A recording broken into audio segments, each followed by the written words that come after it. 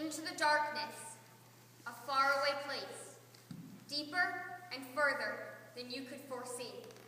Into darkness, unable to return to that light upon a hill, happiness mistaken for sad.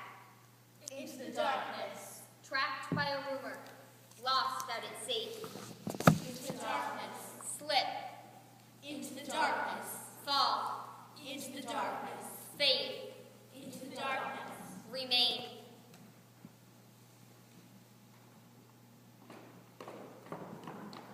Am I late? Did I miss it?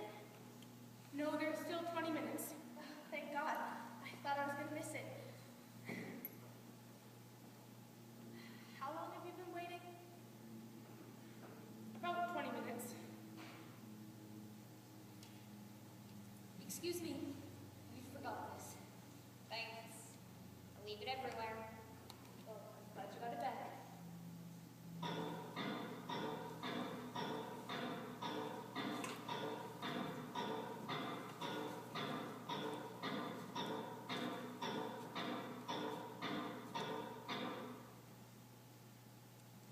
(1918). World War I ended, the flu pandemic swallowed up a nation, the Red Sox won the World Series, and a tiny baby girl was born into an Italian immigrant's family on the island of East Boston.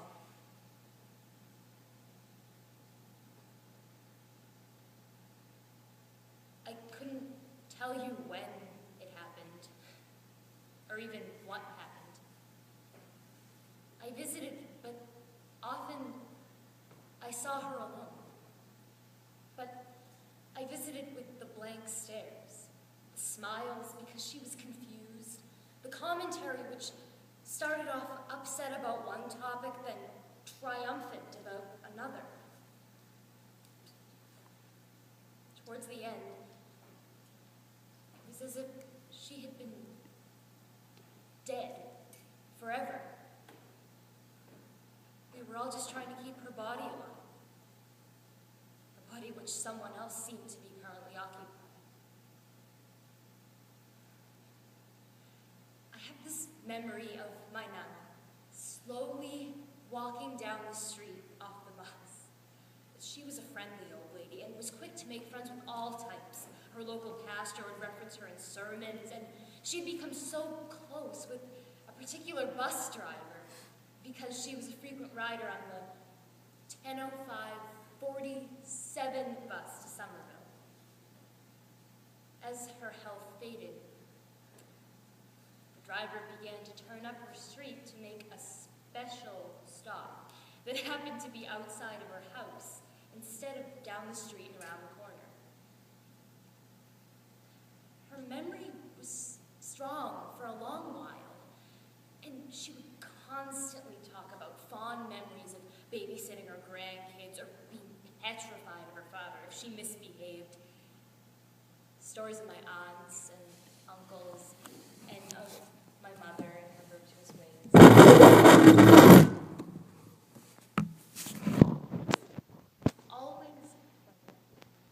Always had a smile.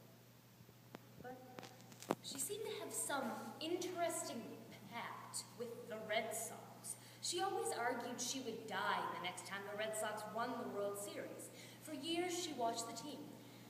In 1986, the Red Sox made it to the World Series, and she was diagnosed with breast cancer.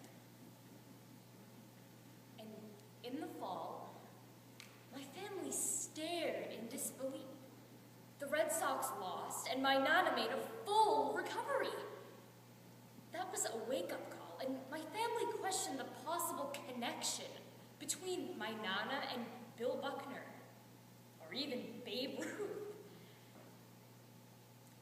18 years passed, and 2004 arrived, and the Red Sox won the World Series. I spent the last few months of the year waiting for the phone call. But the phone never rang.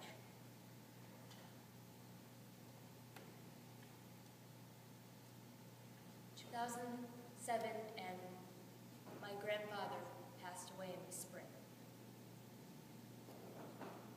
We noticed her mind going after that, and she would often ask where my grandfather was. We have to relive telling her he had passed, each time as if we had told her for the first time. The Red Sox won again that year, and with her broken heart, well, it made us think that maybe her too, maybe in some romantic grand finale, would pass along with her husband, months after her husband of 66 years had left. Looking back, it's clear her memory was getting worse, but at the time, we thought nothing of it. Nana was alive, and it would soon turn 90, and then 91, 92, and 93. In January, she turned 94.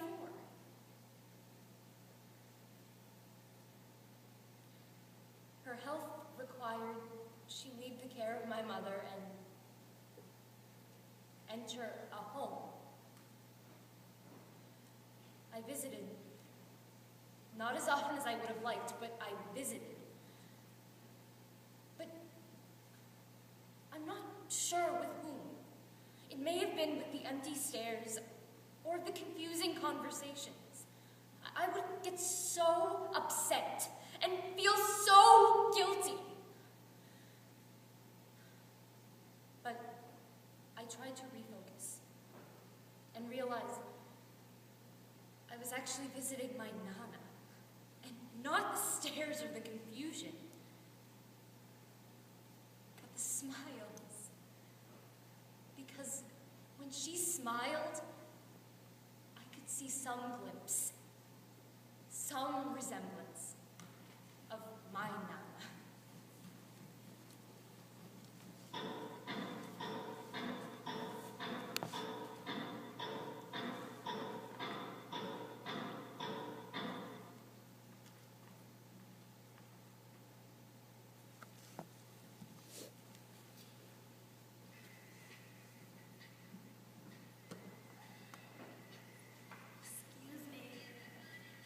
Excuse me, miss, could you turn that down or off?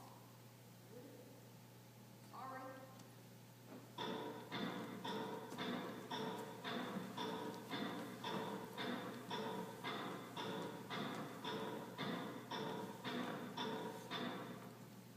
We met at my cousin's wedding the summer I turned 20.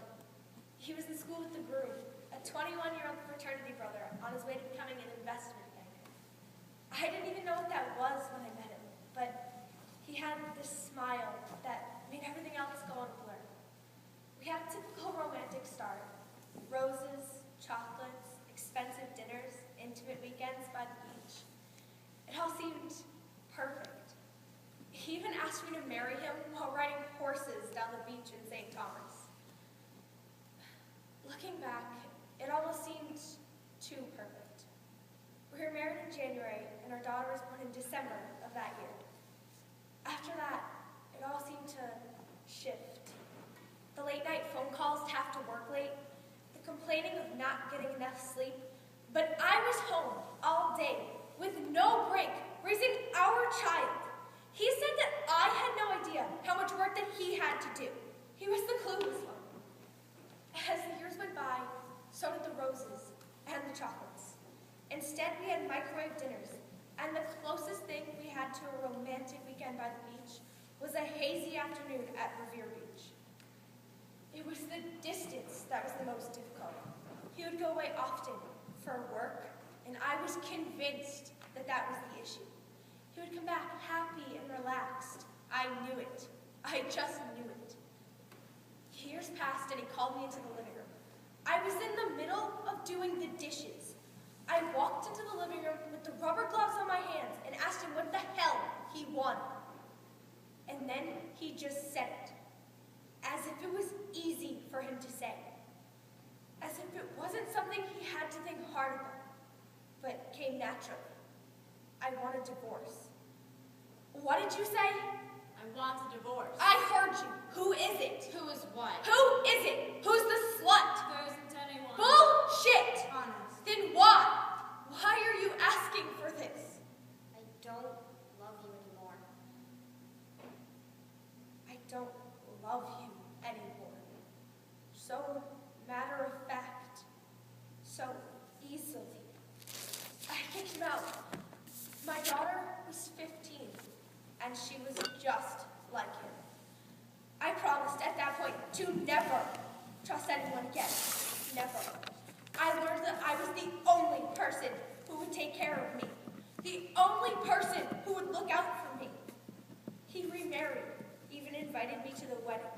Yeah, right. I bought myself a condo in Florida, overlooking the beach with the money I got in the divorce.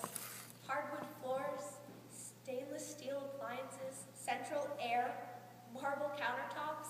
I lived like a queen and never let anyone close enough to take me down.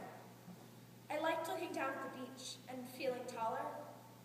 I rarely went to the beach, though. It never did seem the same without a horse.